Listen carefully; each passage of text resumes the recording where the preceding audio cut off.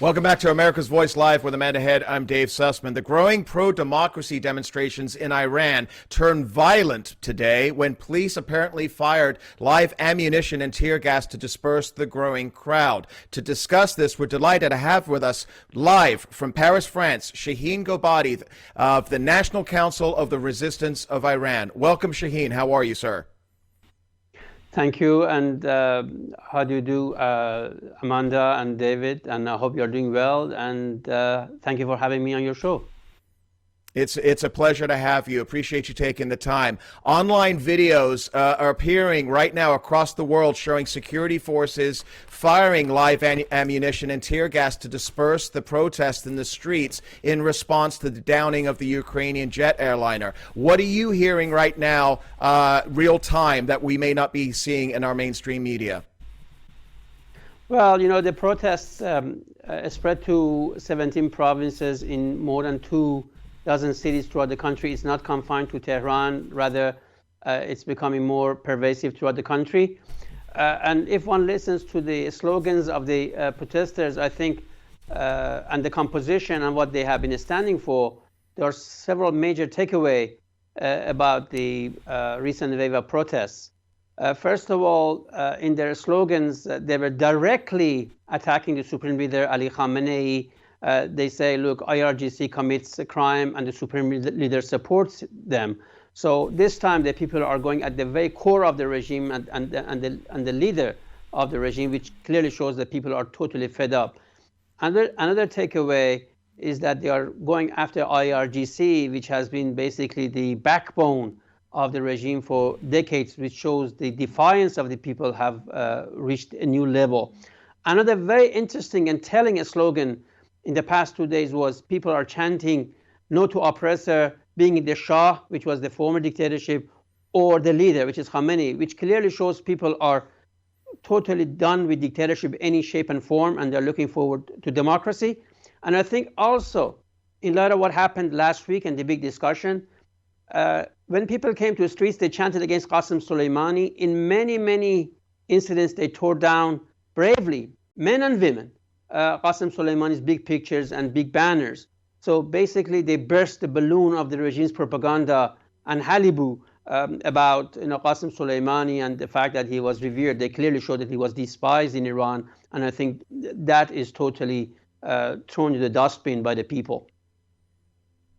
Shahin, I've never been to Iran, so this is strictly my Western outside perspective. But when I look at this from a generational perspective, here in Los Angeles, we have a pretty good sized Persian population. And I've seen this trend among them. They're posting pictures of their parents and their grandparents from the 80s and the 70s and the 60s and how their parents were dressed, very fashionable, almost like a Western country. And it seems like since then, you've had freedoms that have slowly but surely been peeled away, and this is the culmination of it. Are you finding that young people there, do they recognize the fact that for their parents and grandparents, Iran was a very different place? Well, I think the youth have been at the forefront of this, particularly very tellingly women. As you know, the main Iranian opposition, the People's Mojahedin Organization of Iran, the women play a pivotal role, and you might find it very telling that a big portion of the 120,000 MEK activists who have been executed over the years by the clerical regime are women. So I think the young people have had it with this regime, and they're looking forward. Obviously, they are not looking back to the past. They know the way forward is democracy. And as I said, it was very telling that they were chanting down with oppressor, being it the Shah, which was the former regime, or the supreme leader. Basically, the young people in Iran have come to realization that they have to get away with this regime. They have to overthrow it, and the future is democracy. And I think that is a major development in Iran. And look at the composition of the people in the streets. Young people, particularly young women, who bravely stand up to IRGC. And please keep in mind, in November, when there were protests in more than 191 cities throughout the country, the regime, in a matter of a few days, killed 1,500 people, wounded 4,000 others, and detained 12,000 others. One would have expected, obviously wrongly, that the regime could have handled the situation. But quite contrary, in less than a month or so, people came out in big numbers again. The Iranian political landscape has changed. The tide is shifting dramatically, and the regime is in total defensive. I think the regime has never been any weaker than it is today. Shahin, as a child growing up in London, England, my father worked with the Iranian oil. He used to come back from Tehran with incredible, beautiful clothes for us, his children. And all of his friends went missing after the revolution. It's now been 40 years plus. President Trump is supporting the citizens of Iran. He tweeted in Farsi over the weekend. I noticed that there was video of an American and an Israeli flag on the streets, and most of the Iranians were walking around it, not to walk on top of it, showing respect. What are we seeing right now as far as this feeling that is happening in the streets? Is this a moment that could actually overturn the revolution from 40 years ago? I think the momentum has been building. David, back in January 2018, when there was another major uprising in Iran, Madam Mariam Rajavi, the president-elect of the Iranian Resistance, said that something has changed, that the regime cannot put this behind itself, and you will see more and more protests. Some people, obviously, those who have interest in the regime, cast doubt about this. But I think what happened in November very much proved the validity of this observation. It's a building process. It's becoming much more pervasive. More people are joining. And interestingly enough, in November, it was the poor and deprived and unemployed. This time, you see middle class university students who are coming out. So more and more people are basically showing that they are totally disenchanted and disillusioned. And also, they realize that the various factions of the regime are basically cut from the same cloth.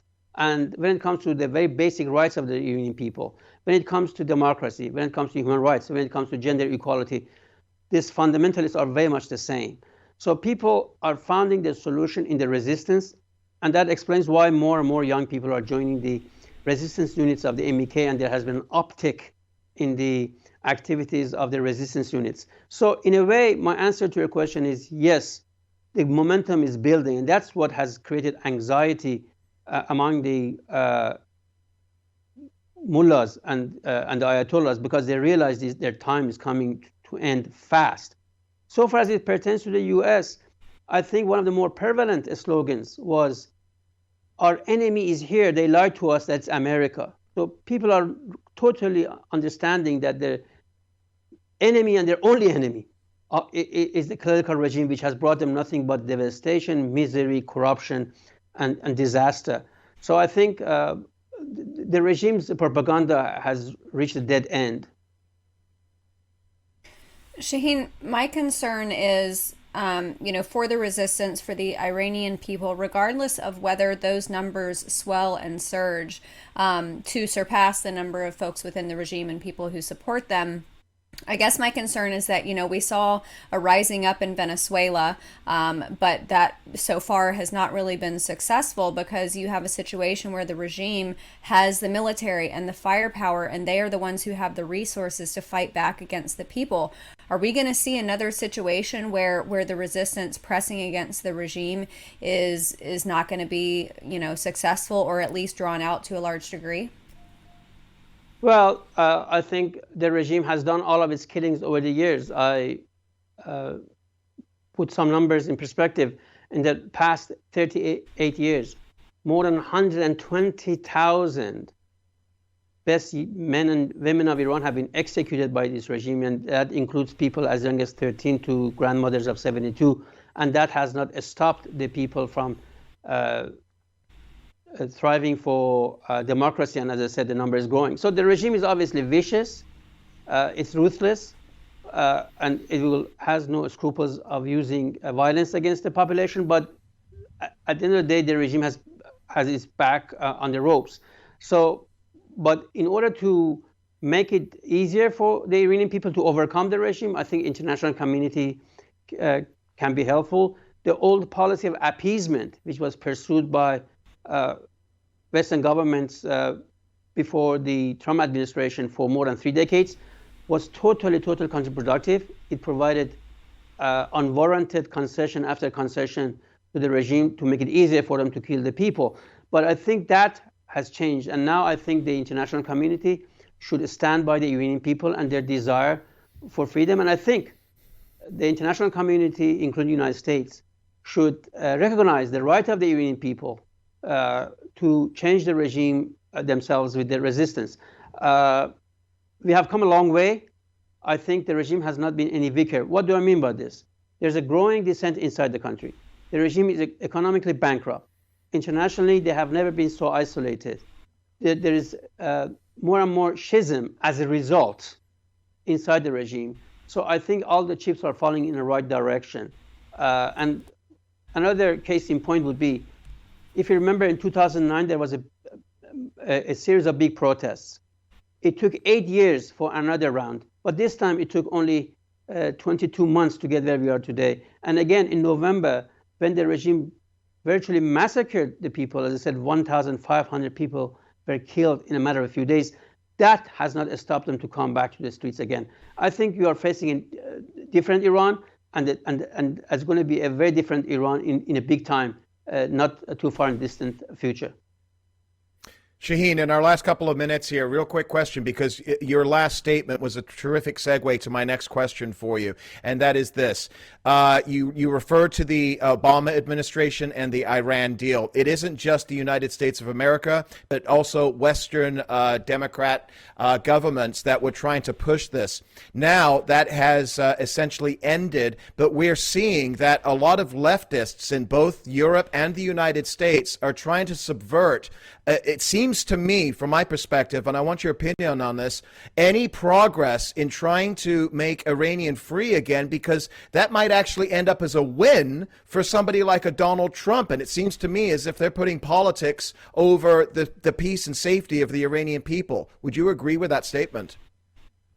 Well, I think any siding with the mullahs is totally unacceptable, unethical, and immoral in our view. The Iranian people deserve to be supported in all shapes and forms. Any notion of appeasing the mullahs and giving them concessions is totally counterproductive. It has only enhanced the regime's ability to kill Iranians and also to sow havoc throughout the whole region. What was the function of Qasem Soleimani, for instance? What was his role? He was one of the worst criminals in Iranian history. He killed hundreds of thousands of Iranians and people of the region, Syria, Iraq, and throughout the region. And he masterminded terror acts throughout the world, as far as, even Latin America and Africa. Right. So in that sense, any sympathy for this regime should be ended. And I think you got a good point. The Western Europeans should also impose sanctions on this regime, particularly the Revolutionary Guards, because it only prolongs the regime's survival, which is in nobody's interest. Shahin, where can folks learn more about the National Council of Resistance of Iran? Do you have a website? They can go to our website. Exactly. It's ncr-iran.org. I repeat, NCR. It stands for National Council of Resistance -iran.org. Or they can follow us on our Twitters. Shahin Gobadi, thank you so much for joining us. Greatly appreciate everything that you're doing, and continue doing what you're doing. It's very important.